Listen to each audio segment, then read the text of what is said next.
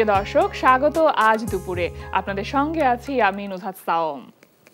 সবার প্রতি শুভ কামনা জানিয়ে শুরু করছি আজ দুপুরের আজকের আয়োজন। আজ থাকছে সংস্কৃতি, এনটিভি অনুষ্ঠান সূচি ও দুপুরের অতিথি। প্রথমেই থাকছে সংস্কৃতি।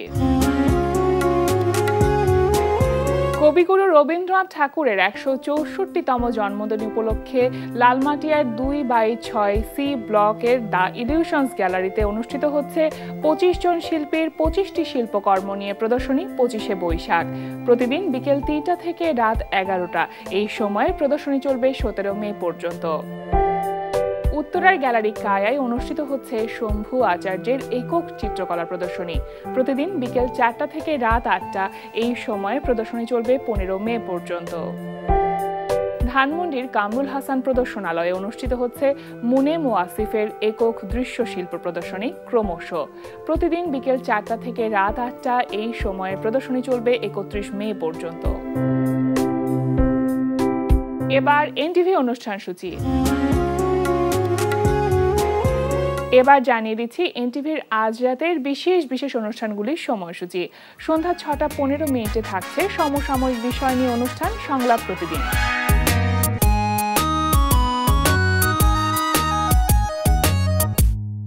রাত ৯টা ৩০ মিনিটে থাকছে জাহাঙ্গীর চৌধুরী এবং মোহাম্মদ নুরুজ্জামানের পরিচালনায় রিয়েলিটি শো কঙ্কার সেরা পরিবার।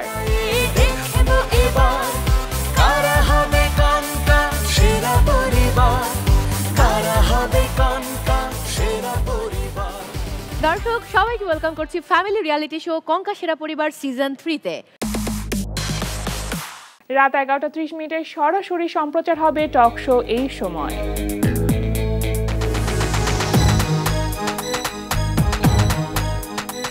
এই ছিল এনটিভির আজ রাতের বিশেষ বিশেষ অনুষ্ঠানগুলির সময়সূচি। এবার দুপুরের অতিথি। আজ ১১ মে, বুদ্ধ পূর্ণিমা এবং মা দিবস। প্রিয় দর্শক, আমাদের আজ দুপুরের অতিথি সঙ্গীত শিল্পী ঋতু বড়ুয়া। শুভ দুপুর। শুভ দুপুর, কেমন আছেন? ভীষণ ভালো আছি। আজকে দুটি বিশেষ দিন একই দিনে পড়েছে, একে তো মা দিবস আবার বুদ্ধ পূর্ণিমা। আপনাকে জানাতে চাই মা দিবসের অনেক অনেক শুভেচ্ছা এবং একই সাথে বুদ্ধ পূর্ণিমার অনেক অনেক শুভেচ্ছা। আপনাকেও মা দিবসের অনেক অনেক শুভেচ্ছা এবং বুদ্ধ পূর্ণিমার মৈত্রীময় শুভেচ্ছা। এই যে বুদ্ধ পূর্ণিমা, এটা তো একটা বিশেষ দিন আসলে, মানে গৌতম বুদ্ধের জন্মদিন, একই সাথে তার নির্বাণ লাভ এবং একই সাথে তার জ্ঞান লাভ। জি, তো সবকিছু মিলে আজকের দিনটা নিঃসন্দেহে বিশেষ। কিভাবে আসলে পালন করা হয় দিনটি? এই দিনটি খুব ভোরবেলা ঘুম থেকে উঠে একদম ফ্রেশ হয়ে প্রেয়ারে বসে যায় বাসায়।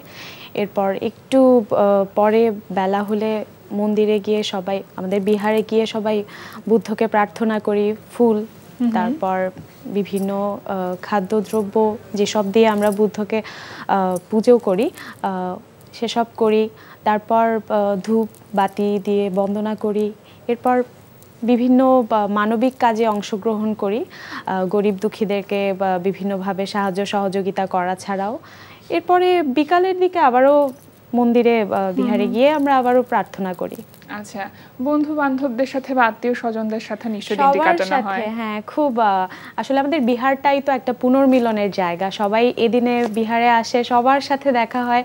একটা খুবই জাঁকজমকপূর্ণ একটা ধর্মীয় পরিবেশে আমরা আসলে দিনটা উদযাপন করি। কোন একটা বিশেষ খাবার, যেই খাবারটি আসলে খুব বেশি মানে খেয়ে থাকেন বা পছন্দ করে থাকেন আজকের দিনে, সেটা কি? আজকের দিনে আসলে আমরা তো আসলে আমাদের বুদ্ধের ধর্মটা ত্যাগের ধর্ম। আমাদের যে কোনো ধর্মীয় যে অনুষ্ঠানগুলো হয়, পূর্ণিমাগুলোই মেনলি, ওইসব দিনগুলোতে দেখা যায় কি আমরা আসলে ওই দিনটা আমরা মানে উপোষদ রাখি। উপোষদ মানে হচ্ছে it's one kind of fast. মানে 12টার আগে করে আমরা খেয়ে ফেলি, এরপরে সারাদিন আর আমরা কিন্তু কোনো কিছু খাই না, যেটাকে আমরা অষ্টশীল বলে। তবে বৌদ্ধরা মূলত প্রতিদিন পঞ্চশীল পালন করে। পঞ্চশীল মানে হচ্ছে বুদ্ধ আমাদেরকে 5টা নীতি দিয়ে গেছেন, যেটা আমরা গৃহীরা অবশ্যই পালন করি আমাদের দৈনন্দিন জীবনে। আর ওই বিশেষ বিশেষ পূর্ণিমার দিনগুলোতে কিন্তু আমরা 8টা শীল পালন করি, মানে 8 ধরনের নিয়ম নীতি। তো 12টার আগে খাই, কিন্তু খুবই সবার ঘরে ঘরে অনেক কিছুই রান্না হয় সেদিন। মানে খুবই ভালো লাগে আসলে দিনটি। আপনি কি খেতে পছন্দ করেন? আমি আপাতত আমি ভেগান হয়ে গিয়েছি, মানে অনেকটা ভেজিটেরিয়ান, এসবই খাচ্ছি আর কি। তাহলে তো বেশ ভালো। হ্যাঁ, আচ্ছা, এবার একটু জানতে চাইবো যে নতুন পোশাক নিয়ে। নতুন পোশাকের তো একটা বিষয় থাকে, মানে উৎসব মানে একটি নতুন পোশাক আসলে আমাদের থাকতে হবে বা কিনতে হবে, সেই বিষয়টা কি এখন আসলে মেনটেন করা হয় কি? হ্যাঁ, বুদ্ধ পূর্ণিমার দিন তো আমাদের জন্য অবশ্যই অনেক গুরুত্বপূর্ণ একটা দিন। এদিন সবাই আমরা নতুন পোশাক পরে একদম খুব পবিত্র মনে আমরা বিহারে গিয়ে সেদিন প্রার্থনা করি। সবাই নতুন পোশাকের ব্যাপারটা তো আছেই, সবাই যার যার সামর্থ্য মতো কিনে পরে। এমন হয় না যে ছোটবেলায় আসলে এই উৎসবগুলো আমাদের কাছে খুব বিশেষ থাকে, একে ঘিরে আসলে অনেক রকম পরিকল্পনা হয়, কিন্তু বড় হবার সাথে সাথে কিছুটা হয়তো ম্লান হয়ে যায়, মানে উৎসবের যে একটা আমেজ সেটা কিছুটা ম্লান হয়ে যায়, কাজের ব্যস্ততার কারণে হতে পারে। তো সেক্ষেত্রে আপনার কাছে আসলে এই সময় এসে বুদ্ধ পূর্ণিমাটা কতখানি পালন করার মতন বা অনেক পরিকল্পনা করে পালন করা হয়? আসলে যখন ছোট ছিলাম তখন উৎসব, মানে তখন এতটা ধর্মীয় ব্যাপারগুলো আসলে বুঝতাম না। যত বড় হচ্ছে আসলে বুদ্ধের নীতি, বুদ্ধের শিক্ষাগুলো যথেষ্ট আত্মস্থ করার চেষ্টা করি। আমাদের ধর্মটাই হচ্ছে আসলে ত্যাগের ধর্ম। যতটুকু মানে আত্মশুদ্ধির ক্ষেত্রে যতটাই আপনি নির্লিপ্ত থাকতে পারেন, তো সেটাই হচ্ছে ব্যাপার। তো এখন যেটা ব্যাপার হয় সেটা এখন আসলে প্রার্থনা করতে গেলে মানে প্রার্থনাই করছি, ধর্মটা যখন করছি আসলেই চিন্তা করছি যে আমার ভালো, জগতের ভালো, যেটা আমরা আসলে বলে থাকি মৈত্রী, সকল প্রাণীর প্রতি আমাদেরকে মৈত্রী ভাব পোষণ করতে হয়। যেমন যারা আমার ভালো চায়, যারা আমার খারাপ চায়, পৃথিবীর সমস্ত প্রাণীর প্রতি আমাদেরকে আসলে মৈত্রী প্রদর্শন করতে হয়। এটা আমরা সারাদিনই মানে মনে মনে এটা আমরা বলতে থাকি, চর্চার ব্যাপার। চর্চা। হ্যাঁ হ্যাঁ, এই যে গান শুনি আপনার কণ্ঠে, যেহেতু বুদ্ধ পূর্ণিমা, আমার বুদ্ধ পূর্ণিমা উপলক্ষে আমার দুটো মৌলিক গান রিলিজ হলো, ধর্মীয় গান। সেখান থেকে আমি একটা গানের কয়েক লাইন একটু শোনাচ্ছি। সর্ববিধ পাপ না করো কখনো, কুশল কর্ম করো সম্পাদন। সর্ববিধ পাপ না করো কখনো, কুশল কর্ম করো সম্পাদন। চিত্ত নিজের করো শোধন, চিত্ত নিজের করো শোধন। ইহাই বুদ্ধের অনুশাসন। কত যে ভাগ্যবান মোরা পেয়েছি বুদ্ধের ছায়া, কত যে ভাগ্যবান মোরা পেয়েছি ত্রিরত্নের ছায়া। বুদ্ধ ধর্ম শঙ্খ কি জয় বলো ত্রিরত্নের প্রতি, বুদ্ধ ধর্ম শঙ্খ কি জয় বলো ত্রিরত্নের প্রতি, বুদ্ধ ধর্ম শঙ্খ কি জয় বলো ত্রিরত্নের প্রতি। সুন্দর। আচ্ছা, এই যে আজকে মা দিবস, আন্তর্জাতিক মা দিবস, তো এই দিবসটি আসলে অন্যরকম ভাবে পালন করা হয় কিনা? আসলে মা দিবস তো প্রতিদিনই আমরা প্রতিটা ক্ষণই মাকে মনে করি, মা ছাড়া আমাদের একেবারেই চলে না, কিন্তু দিবসটি পালন করবার জন্য বিশেষভাবে কিছু করা হয় কিনা আপনার? আমার কাছে আসলে ব্যক্তিগতভাবে বলতে গেলে আমার জীবনে আমার মা হচ্ছে আমার সব থেকে গুরুত্বপূর্ণ মানুষ।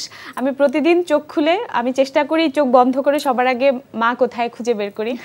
মা যদি রান্নাঘরে থাকে তো রান্নাঘরে, মার রুমে হলে মার রুমে, আমি জাস্ট চোখ বন্ধ করে গিয়ে মাকে আগে দেখি। আমার মনে হয় মাকে দিয়ে দিনটা আমার শুরু করলেই আমার সারা দিনটা ভালো যাবে। তো আমার কাছে হচ্ছে আমার মাই আমার পৃথিবী এবং আমার কাছে প্রতিদিনই মা দিবস। নিঃসন্দেহে। এবার একটু আসতে চাই যে আপনার যে সাম্প্রতিক ব্যস্ততা, আপনি বলছিলেন যে বুদ্ধ পূর্ণিমা উপলক্ষে এবার দুইটি বিশেষ মৌলিক গান আপনার রিলিজ হয়েছে, ইতিমধ্যে কি রিলিজ হয়ে গেছে না সামনে আরো পাবে? হ্যাঁ, আজকে বুদ্ধ পূর্ণিমা উপলক্ষে আমার দুটো মৌলিক গানই আজকের দিনেই, আজকের এই মহাপবিত্র দিনেই আমি রিলিজ করেছি। আমার বৌদ্ধ সম্প্রদায়ের জন্য থাকলো। সেটা কি আপনার ইউটিউব চ্যানেল থেকে? হ্যাঁ, আমার ইউটিউব চ্যানেল থেকে। আর অন্যান্য এমনি সাম্প্রতিক ব্যস্ততা আর কি কি নিয়ে আছে গানকে ঘিরে? গানকে ঘিরে ব্যস্ততাটাই আসলে চলছে জীবনে। প্রতিদিন স্টেজ শোজ, প্রায় দিন হচ্ছে রেকর্ডিং থাকে, না হলে টেলিভিশন শোজ থাকে। নিজের গানও পাশাপাশি নিজের মৌলিক গানেরও কাজ চলছে। সম্প্রতি প্রয়াত জেবুন্নেসা জামাল এবং মিল্টন খন্দকার ভাইয়ার কথায় দুটো মৌলিক গান সুমন রেজা ভাইয়ার সুরে করলাম। সাধারণত যখন কোনো একটি গান করেন তখন কোন বিষয়টি মাথায় থাকে যে কি ধরনের গান করব? শ্রোতা দর্শকদের রুচি তো একটু বিক্ষিপ্ত বা একটা অস্থির একটা অবস্থা আছে, কারণ অনেক ধরনের শ্রোতা দর্শক এখন আসলে যুক্ত হয়েছেন। তো সেক্ষেত্রে নিজের রুচিটা বেশি প্রাধান্য পায় নাকি শ্রোতা দর্শকদের বিষয়টাকে, তাদের চিন্তাটাকে মাথায় রেখে তারপর গান করেন? আসলে এটা আমাদের বর্তমান সময়ের জন্য, এটা আমাদের জন্য খুবই ডিফিকাল্ট একটা ব্যাপার। অ্যাট এ টাইম নিজের পছন্দ তার সাথে শ্রোতাদেরও ব্যালেন্স করে চলা।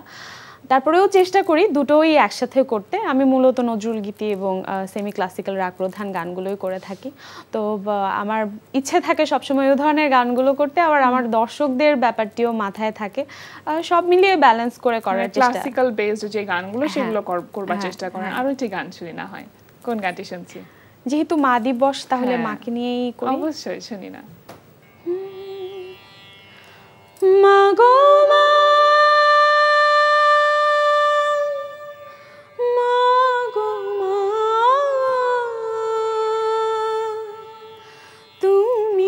চোখের এতো কাছে থেকেও দূরে কেন বলো না মা গো মা, মা গো মা, মা গো মা। একটা চাঁদ ছাড়া আধার কালো, মায়ের মমতা ছাড়া কে থাকে ভালো। মা গো মা,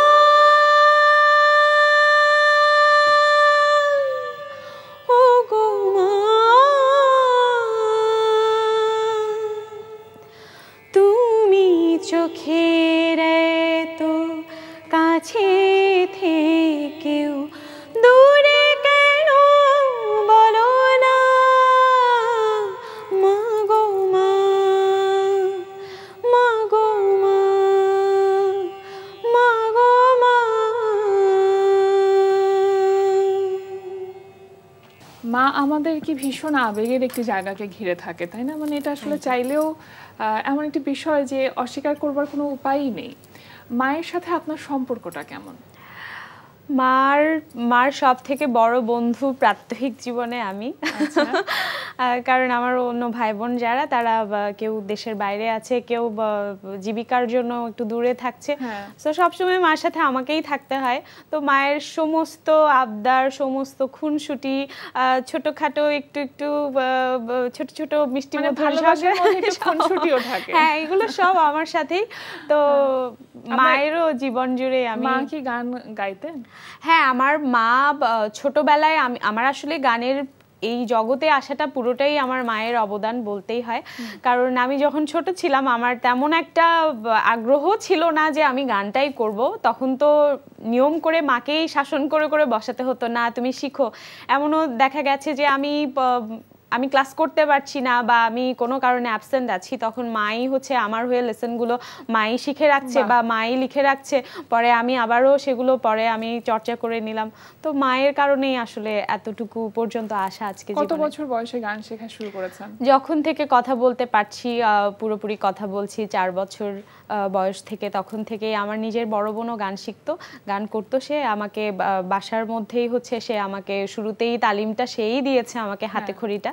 তো তার হাতেই আমার শুরুটা। মায়ের আগ্রহটাই বেশি ছিল তাহলে? মার আগ্রহেই আমরা আমার বড় বোনও আমিও, আমরা দুজনেই এই আগ্রহতেই গানটা শিখছিলাম। এখন কি পেশাগতভাবে গানকে বেছে নেবার ইচ্ছাটা আছে? হ্যাঁ, অনেকটা পেশাগতভাবেই তো গানের জীবনেই আছি আমরা। পাশাপাশি আমি একটা ইংরেজি মাধ্যম স্কুলে শিক্ষকতা করছি। তো এটাই হচ্ছে আমার গানের পাশাপাশি জীবন আর কি। মানে গানকে ঘিরে জীবন, জীবনকে ঘিরে গান। সামনের দিনগুলোতে কি পরিকল্পনা আছে? সামনের দিনগুলোতে আসলে আমাদের বাংলাদেশি সঙ্গীতকে আমরা অনেক দূর পর্যন্ত এগিয়ে নিতে চাই এবং এর অংশীদার আমিও হতে চাই। আমাদের বাংলা গানের জয় হোক, সেটা সবসময় মন থেকে চাই। নিঃসন্দেহে শুধুতম সঙ্গীতের সাথে থাকলে একটা সময় ঠিকই সফলতা আসবে। অনেক ভালো লাগলো কথা বলে। একদম শেষ পর্যায়ে আমরা চলে এসেছি, আর একটি গান তো শুনতেই হবে আপনার কণ্ঠে। কোন গানটি শুনছি? এবারে যেহেতু এনটিভিতে আজকে আসলাম, আমার এনটিভির দর্শকদের সাথে এবং আপনার সাথে আজকে একটা চমৎকার সময় কাটলো, তো আমার দর্শকদের জন্য যেতে যেতে আমার আজ মন চেয়েছে আমি হারিয়ে যাব গানটা দিয়ে আমি শেষ করছি। শুনি। আজ মন চেয়েছে আমি হারিয়ে যাব আমি তোমার সাথে। আজ মন চেয়েছে আমি হারিয়ে যাব আমি তোমার সাথে। সেই অঙ্গীকারে রাখি পরিয়ে দিতে কিছু সময় রেখো তোমার হাতে। আজ মন চেয়েছে আমি হারিয়ে যাব আমি তোমার সাথে। কিছু স্বপ্নে দেখা, কিছু গল্পে শোনা, ছিল কল্পনা জানি প্রাণী বোনা। কিছু স্বপ্নে দেখা, কিছু গল্পে শোনা, ছিল কল্পনা জানি প্রাণী বোনা। তার অনুরাগে রাঙা তুলির ছোঁয়া নাও বলি নয়ন পাতে। আজ মন চেয়েছে আমি হারিয়ে যাব আমি তোমার সাথে। অসংখ্য ধন্যবাদ আপনাকে। হারিয়ে না গিয়ে আমাদের মাঝে থাকুন, এটাই প্রত্যাশা। আর শুভকামনা রইল আপনার সকল কাজের জন্য। আপনাকেও অসংখ্য ধন্যবাদ, সেই সাথে আমার সমস্ত দর্শক শ্রোতাদের ধন্যবাদ এতক্ষণ ধরে আমাদের সাথে ছিলেন, এবং এনটিভিকে অন্তরের অন্তঃস্থল থেকে ধন্যবাদ জানাই আমাকে আজকের এই সুন্দর আয়োজনে আমন্ত্রণ জানানোর জন্য। প্রিয় দর্শক, আমরা চলে এসেছি অনুষ্ঠানের শেষ প্রান্তে। অনুষ্ঠান সম্পর্কে আপনার মতামত জানাতে মেইল করুন আজ দুপুরে @ntvpd.com এ। বিশ্বের যে কোনো প্রান্ত থেকে যে কোনো সময় আজ দুপুরে দেখতে ভিজিট করুন আমাদের পূর্ণাঙ্গ ওয়েব পোর্টাল www.ntvpd.com। এছাড়া এনটিভি সব জনপ্রিয় অনুষ্ঠান ও খবরের আপডেট পেতে ভিজিট করুন আমাদের ইউটিউব চ্যানেল ও ভেরিফাইড ফেসবুক পেজে। সবার মঙ্গল কামনায় আজকের মতো এখানেই শেষ করছি। শুভ দুপুর।